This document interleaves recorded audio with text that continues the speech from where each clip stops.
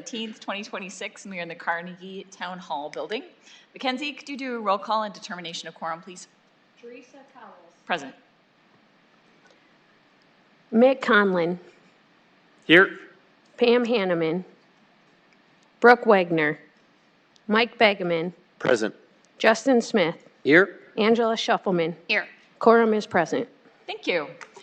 I hope everybody's had an opportunity to review the minutes from the prior meeting. I would entertain a motion to approve. So moved, Begeman. Second, Conlon. Cowles. Yes. Conlin. Yes. Begeman. Yes. Smith. Yes. Shuffleman. Yes. You should all have the agenda in front of you for today's meeting. If there are no changes, I'd also entertain a motion to approve the agenda. So moved, Smith. Second, Shuffleman. Cowles. Yes. Conlin. Yes. Begeman. Yes. Smith. Yes. Shuffleman. Yes. Now we have an opportunity for public input for any items that are before the board or otherwise. Doesn't appear there's anybody here for public input today, so we will move on to unfinished business. Any unfinished business that you're aware of? Great. Then next up is new business, the conditional gifting and naming agreement for the donation of real property. Mr. Johnson. Good afternoon, Park Board. Josh Johnson, Sioux Falls Parks and Recreation, filling in for Mr. Mike Patton today. This is the Carmen family quarry property. It's a gifting and naming agreement. This is for approval from the Park Board to be moved to City Council and later in July. This is a gift from Greg and Sherry Carmen to gift to the City of Sioux Falls to build out the Falls Park Master Plan. The terms are below in the set of framework for gifting and agreement and naming agreement. Greg and Sherry Carmen own 1.3 acre property at 1200 North Weber Avenue. This area, including the Carmen property, has been identified to redevelop for the Falls Park Master Plan. The terms of the agreement are 1.3 acres of land owned by Midwest Railcar. There is no purchase price or cash considerations, correct? And the site will be formally named the Carmen Family Glen at Falls Park. The property is gifted as is, and the city assumes responsibility for all future planning, development, maintenance, and operations. The Carmen family will satisfy existing taxes, special assessments, recorded liens up to the date of closing, which is currently listed as February of 2027. So with that, staff recommends approval. Great. Is there any discussion? Seeing none, I'd entertain a motion for the recommendation of approval. So moved, Smith. Second, Shuffleman. Cowles. Yes. Conlin. Yes. Begeman. Yes. Smith. Yes. Shuffleman. Yes. Thank you. Next up, the report of Director of Park and Recreation. I believe Mike Patton is filling in that role today.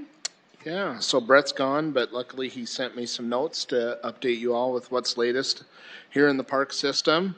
He wanted to point out that it is summer, and it's busy in the park system. June and July are our busiest months. We typically will exceed 1 million visitors to the different facilities and programs we have. And, you know, I don't know how we're tracking all the data, but it seems like this year is going to be maybe one of our most popular. So that's pretty awesome to see. All the pools are open, not today because of the wind, but they are all open. I don't have like the latest data figures for attendance, but I was speaking with Adam, our aquatics guy, and he said he's seen a noticeable uptick in daycares at the outdoor pools. So he's seeing daycares showing up in buses and enjoying the outdoor pools, and so that's exciting to see. And then I know, Teresa, you were at the ribbon cutting for McKinnon, but we opened that, on time with the rest of the other pools, but had an official ribbon cutting earlier this week. It turned out really great, and if you haven't been out there to check it out, I'd encourage you to do so. Another item wanted to point out is how important it is for us to partner with our various organizations, our community partners, to help accomplish our mission here in the park system. So shout out to some of our different partners. First, the Levitt. When the Levitt first opened here in Sioux Falls, we were, by far the smallest city that any Levitt has. And we still are, right? But it's the highest attended Levitt of any Levitt venue in the country.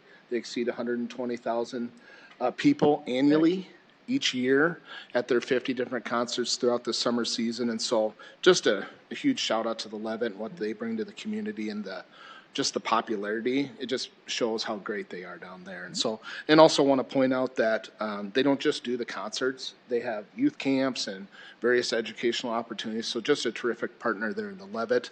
Oh, and I did want to note that their building expansion is going pretty well. The outside work, I would say, is mostly complete. They still got to do some knick-knack things and get the mural up and all that. And so now that the concert season's ongoing, they're going to focus primarily on the interior of the building. So, the indoor gathering spaces, the offices, those types of facilities, and they're tracking to be fully complete with the project here later this summer, fall. So going really well down there with their project. We were talking earlier about how popular the farmers market is down at Falls Park. They're every Saturday through October, gets busier every time you go down there. Just goes to show how important a partner they are. Really a part of the Falls Park master plan was building on that success and creating a better space for that. So they're showing the importance our partnership is with them and how we support local growers and small businesses there. Wanted to point out that Great Bear is more than just a wintertime activity. I heard some people talking over here earlier about Chill at the Hill. So that's a new popular program they got going out there on Wednesday nights, family friendly activities, games, music, food trucks, all that. Fast did their expansion of the single track up to the north there. Super popular up there. You can't go up there without seeing multiple people out there experiencing the trails, and that'll just continue to grow and expand. So great partnership with Great Bear and Fast out there. Arboretum's really going strong. They got a wedding or some sort of anniversary. It seems like every single weekend. They host all sorts of youth camps, gardening classes, field trips, all that. So really great out there. Mike Cooper and the Arboretum folks out there helping us with our educational opportunities here, and then golf and the zoo and butterfly house and Fast and just all the collectively how the partners really help us accomplish our mission. So shout out to the partners there. Another thing with summer being in full swing is special events. Something maybe that gets overlooked a little bit is the amount of special events Sioux Falls has, especially in the park system. Big shout out to Kathy Buheim in our office that helps wrangle all the different event promoters and the police and fire and all the different people that need to make sure these events are safe and well organized and run well. Some upcoming events to look forward to: Juneteenth at Faywick, Church on the Street at Heritage Park. Obviously, the 4th of July parade is going to be really big with the 250th celebration, hot summer nights. So, and then, there's a ton of neighborhood park events that happen, whether it's movies in the park or, whatever it is out there, but all the different neighborhood associations putting on their events. So heavy lift for our team and other teams that we work with, and it just means a lot to the park system. And finally, I'll end with trail system. Obviously, it's one of the most popular amenities we have in the park system, and so we're really working hard to educate users on how to, be careful out there. And so we're focusing on share the trail. Bikes and runners don't always get along the best, and so hoping people can share the trail and be mindful of speed and let people know when they're passing and all that. And so respecting all the trail users is important. One thing we did want to point out that we're going to do another speed study. If you remember a couple years back, we took a look at how, what's the speed out there with all the new e-bikes and everything that's out there. And so PD is going to help us put together another utilization study, how fast people are using the trail, and help us inform some decisions going back there. So I don't know if we're going to make the shortest meeting or not, but that's the end of our updates. No. I got a couple things tied to those. I'll go backwards. That as far as the trails, the speed, when we proved all that e-bike stuff, the PD was present, and I would like to see. I haven't seen a lot of any kind of deterrence or enforcement presence from a speed standpoint. So just a question about, could we get, the speed study is great, but what's going to happen is people will see it, they'll slow down, and we'll get good results, right? But I can tell you there are bikes that are going fast and there are one wheels that are going around and things like that.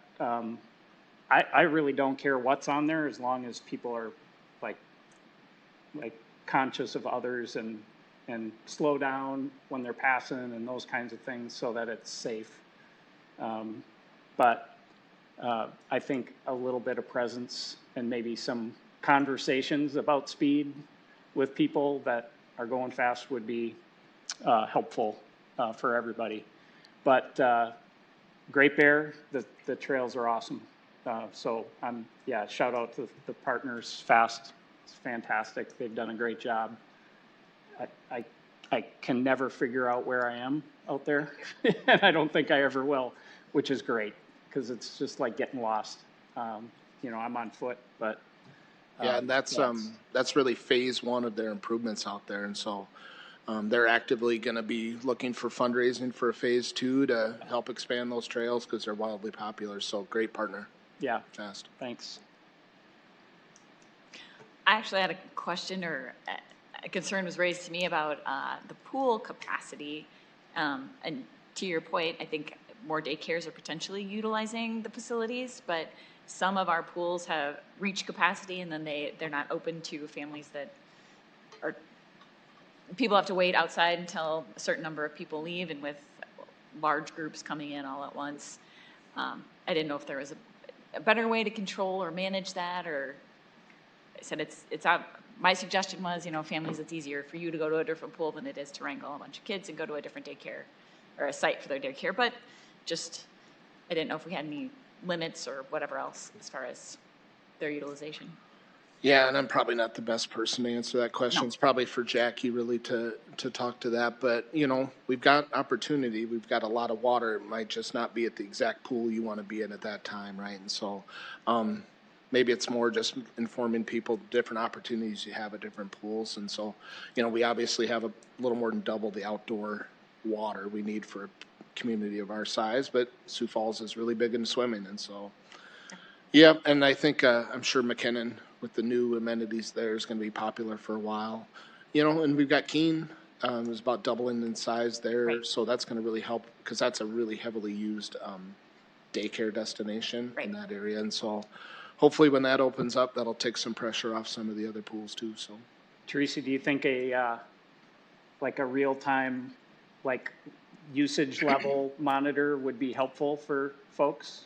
So they could find where there's, Right, because my communication with a mom was, I said, gosh, we have so many pools in town, and any given time, they're not all going to be, Right. At capacity. Better question was that, then how am I supposed to know where to try next? And I'm like, oh, that's a very fair Yeah. suggestion, just a real-time To capacity. know different places you can go, businesses or whatever will say, hey, there's a 10-minute wait right now, Yeah, kind of thing if you come. Hanford Health Urgent Care, you can go online and see red, yellow, green, whatever, and they'll tell you how long the wait is at the different places, so. Yeah. that's a great idea. I've written down a couple of notes. I'll pass that on to Jackie and Brett. Yeah. Okay, thank you. Any further open board discussion? Okay, then I would entertain a motion to adjourn. So moved. Conlon? Second, Begeman. Thanks, folks.